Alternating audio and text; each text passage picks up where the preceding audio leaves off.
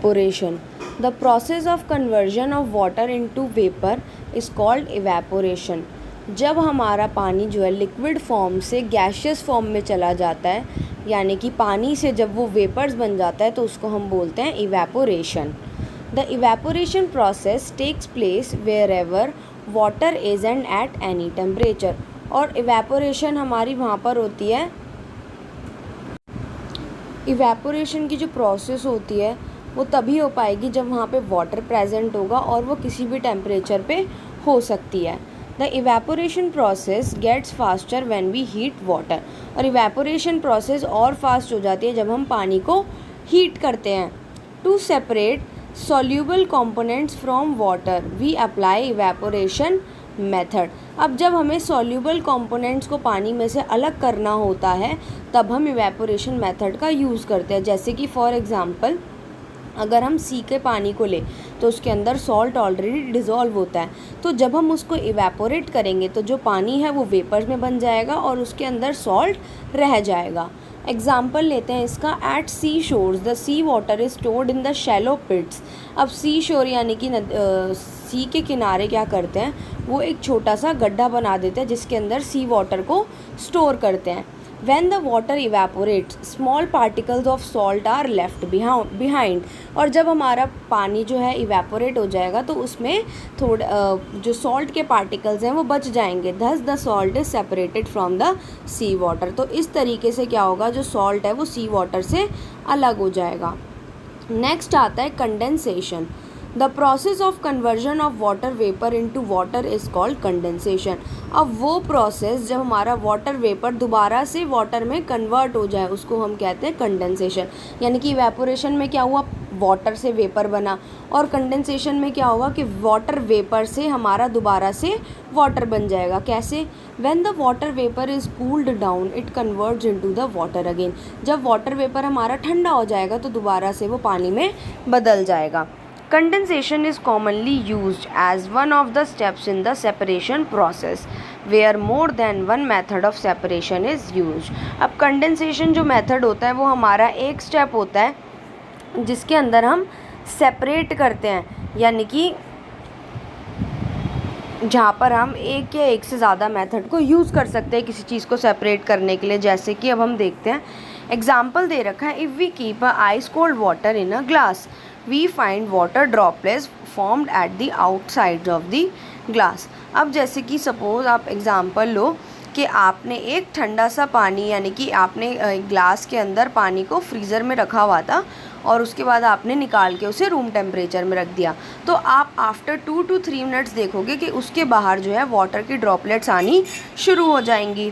The water vapour present in the air adjacent to the glass condenses forming these droplets on the outer side of the glass. अब जो water vapour हमारा air में present होता है वो क्या करता है, ग्लास के ऊपर आके ड्रॉपलेट्स की फॉर्म में आ जाएगा. In the coastal areas the sea water gets evaporated under the sun.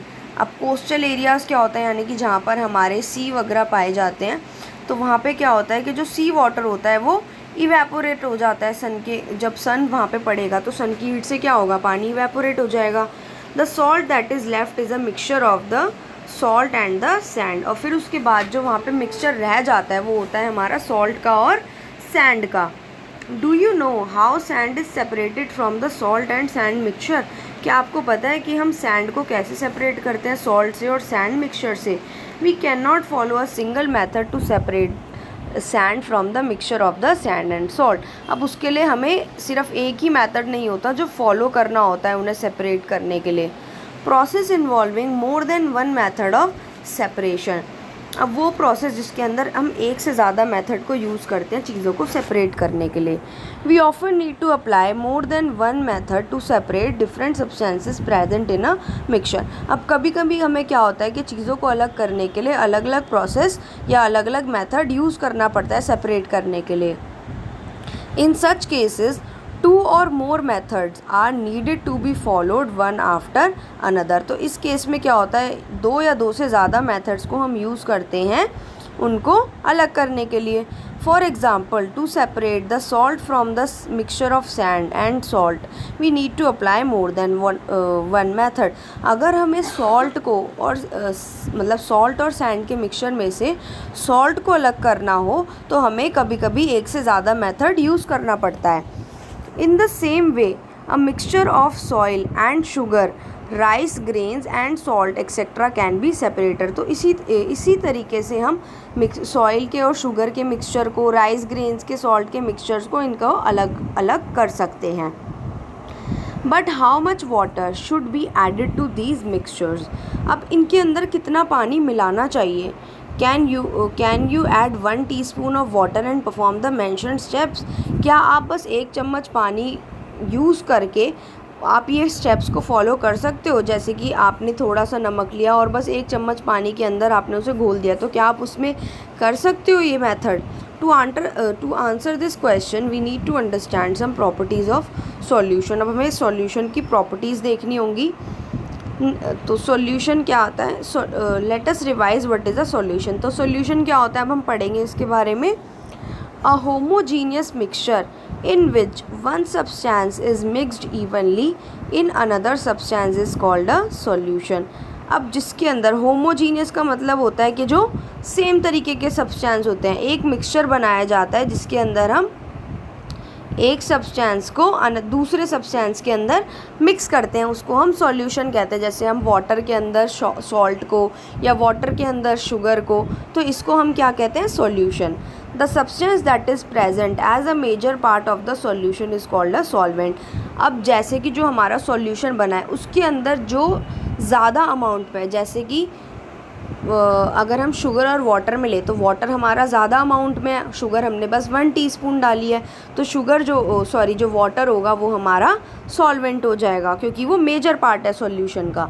The substance that is present as a minor part of the solution is called a solute. और वो substance जो कम amount में present है, यानी कि जिसका जो portion है वो कम है सॉल्यूशन के अंदर, उसे हम कहते हैं सॉल्यूट. जैसे कि शुगर और वाटर में शुगर हमारा सॉल्यूट हो जाएगा क्योंकि वो सिर्फ 1 टेबल स्पून है और जो हमारा वाटर है वो पूरा 1 ग्लास है.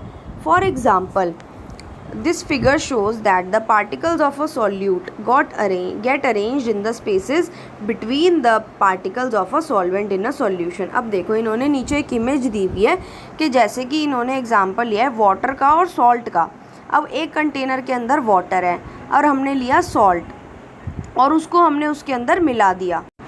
तो अब क्या हुआ कि जब हमने उस 1 टेबल स्पून सॉल्ट को पानी के अंदर मिलाया तो ये देखो, ये जो हमारे वाइट कलर के बॉक्सेस के बाहर की जो जगह है वाटर के अंदर, यहाँ पर रेड वाला पार्ट आ गया, यानी कि सॉल्ट का पार्ट आ गया हमारा. तो ये क्या हुआ कि उसने जो उसकी बची हुई जगह थी उसको घेर लिया सॉल्ट ने. So the particles of a solute get arranged in the spaces between the particles of a solvent of the solution. तो जो सॉल्वेंट है हमारा यानी कि वाटर, उसके अंदर जो बची हुई स्पेसेस थी वो सॉल्यूट ने ले ली, यानी कि सॉल्ट ने ले ली और ये एक सॉल्यूशन बन गया. Can we add unlimited amount of solute in a given quantity of solvent and make a solution? No, we cannot. No, we cannot. क्या हम एक solute के अंदर unlimited amount of solvent अगर डालते रहेंगे तो क्या वो मिलता रहेगा? No. A given quantity of every solvent can dissolve a certain maximum amount of solute at normal temperature and pressure. अब एक particular amount ही हो सकता है सॉल्यूट का जो हम सॉल्वेंट में मिला सकते हैं, वो भी एक पर्टिकुलर टेम्परेचर पर और प्रेशर पर. The solution in which maximum amount of solute is dissolved is called a saturated solution.